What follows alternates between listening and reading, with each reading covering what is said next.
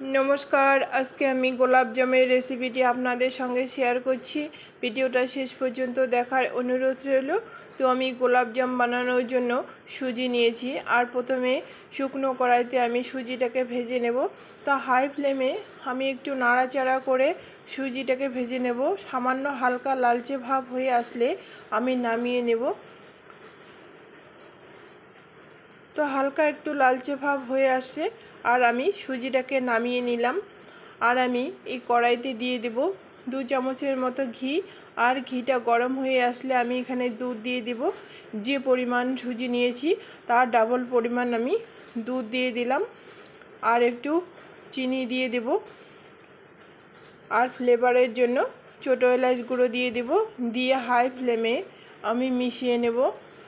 আর দুধটা ফুটিয়ে আসলে আমি সুজিটা দিয়ে দেব। দিয়ে মিডিয়াম ফ্লেমে আমি মিশিয়ে নেব। তো সমানে কিন্তু নাড়াচাড়া করে সুজিটাকে মিশিয়ে নিতে হবে। এখানে মিডিয়াম ফ্লেমে সমানে আমি নাড়াচাড়া করে একটা শুকনো মতো আমি ডো তৈরি করে নেব।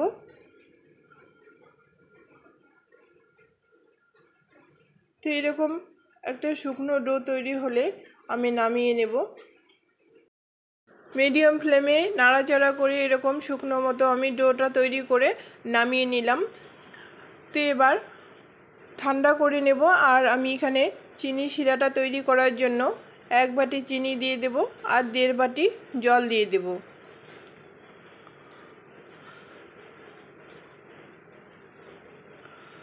আর আমি এখানে ফ্লেভারের জন্য ছোট এলাচ গুঁড়ো দিয়ে দেব। আর হাই ফ্লেমে জাল করে নেব। যখন ফুটতে শুরু করবে আমি নামিয়ে নেব। চিনির পাতলা শিরাটা তৈরি করে নিলাম। ততক্ষণে আমার সুজির ডোটা কিন্তু অনেকটাই ঠান্ডা হয়েছে। এখন আমি অল্প পরিমাণ ঘি দিয়ে আর একটু মেখে নেব। নিয়ে আমি লেচি কেটে নেব। তো অল্প পরিমাণ ঘি দিয়ে আর একটু মেখে নিলে কিন্তু ডোটা অনেকটাই সফট হয়ে যাবে। তো এভাবে আমি অল্প পরিমাণ ঘি দিয়ে আর একটু মেখে নিচ্ছি। তো মেখে নেওয়া হয়ে গেলে আমি ছোট লেচি কেটে গোল মতো করে শেপ দিয়ে নেব। আপনারা চাইলে যে কোনো শেপ দিয়ে নিতে পারেন। তো আমি গোল মতো করে শেপ দিয়ে নেব। আর এভাবে আমি সবগুলিকে তৈরি করে নেব। তো আমি গোল মতো করে সবগুলি লেচি কেটে শেপ দিয়ে নিলাম। আর আমি এখানে সাদা তেল বসিয়ে দিয়েছি আর লো ফ্লেমে তেলটাকে গরম করে নিয়েছি।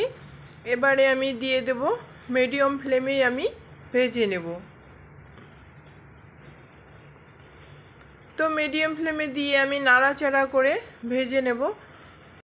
যদি কোনো নতুন বন্ধু ভিডিওটা দেখে থাকেন তাহলে চ্যানেলটিকে সাবস্ক্রাইব করার অনুরোধ রইল আর পাশে থাকার অনুরোধ রইল। তো এভাবে আমি মিডিয়াম ফ্লেমেই নাড়াচাড়া করে কিন্তু লালচে মতো করে ভেজে নেব। আর আমার পুরনো বন্ধুদের জানাই অসংখ্য ধন্যবাদ পাশে থাকার জন্য।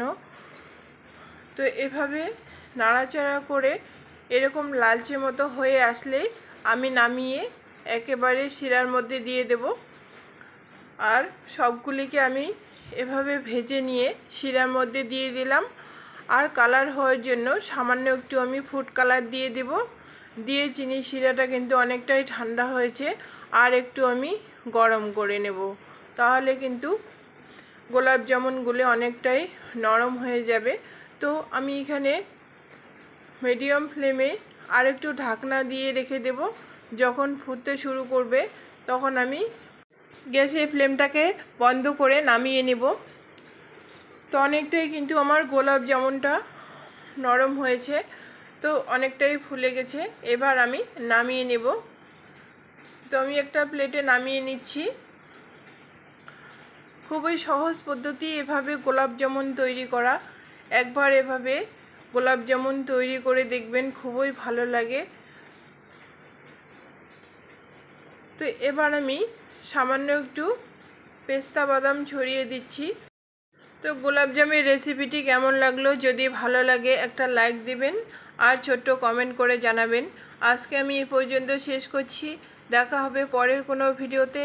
ভালো থাকবেন, সুস্থ থাকবেন আর ভিডিওটা দেখার জন্য ধন্যবাদ। আর পাশে থাকার জন্য ধন্যবাদ।